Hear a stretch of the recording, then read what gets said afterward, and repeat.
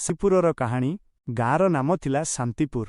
ସବୁ ଦିଗରେ ହରିତ ଧାନକ୍ଷେତ୍ର, ମଧ୍ୟରେ ଏକ ଛୋଟ ମାଟିର ଘର। ସେଠାରେ ରହୁଥିଲେ ରାଘବ ଓ ତାଙ୍କ ଘରଣୀ ସୁମିତ୍ରା। ବିବାହର ପ୍ରଥମ ଦିନରୁ ସେମାନଙ୍କ ସ୍ୱପ୍ନ ଥିଲା ଏକ ଛୋଟ ଘର, ସମ୍ମାନର ଜୀବନ ଓ ପରସ୍ପରଙ୍କ ସାଥିରେ ସୁଖ। ସଂଘର୍ଷର ଆରମ୍ଭ। ରାଘବ ଦିନକୁ ମଜୁରୀ କରୁଥିଲେ। କେବେ କାମ ମିଳୁଥିଲା, କେବେ ନାହିଁ। ଆୟ ଅନିଶ୍ଚିତ। ସୁମିତ୍ରା ଘରେ ସବୁ କାମ ସମ୍ଭାଳୁଥିଲେ, ତଥାପି ତାଙ୍କ ମନରେ ଏକ ଦୃଢ଼ ସଂକଳ୍ପ, ଆମେ ଦୁହେଁ ମିଶିଲେ ଜୀବନ ବଦଳି ପାରିବ। ଏକ ଦିନ ରାଘବ ଘରକୁ ଫେରିଲେ ଖୁବ୍ ହତାଶ ମନେ। ଆଜି ମଧ୍ୟ କାମ ମିଳିଲା ନାହିଁ, ସେ କହିଲେ ଶାନ୍ତ ସ୍ୱରରେ।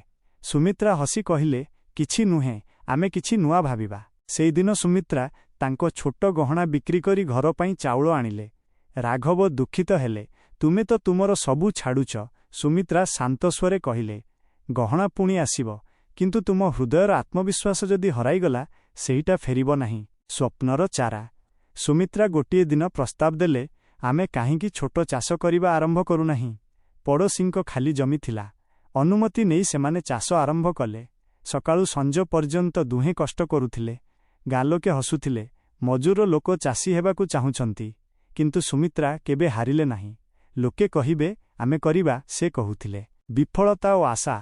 ପ୍ରଥମ ଫସଲ ବର୍ଷାରେ ନଷ୍ଟ ହେଲା।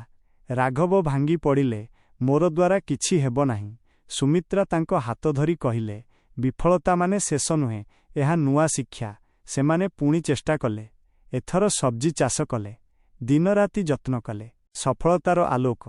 ତୃତୀୟ ମାସରେ ତାଙ୍କ କ୍ଷେତରେ ହରିତ ସବ୍ଜି ଭରିଗଲା। ସେମାନେ ହାଟରେ ବିକ୍ରି କଲେ। ଟଙ୍କା ହାତକୁ ଆସିଲା। ସେଦିନ ରାଘବର ଆଖିରେ ଲୁହ।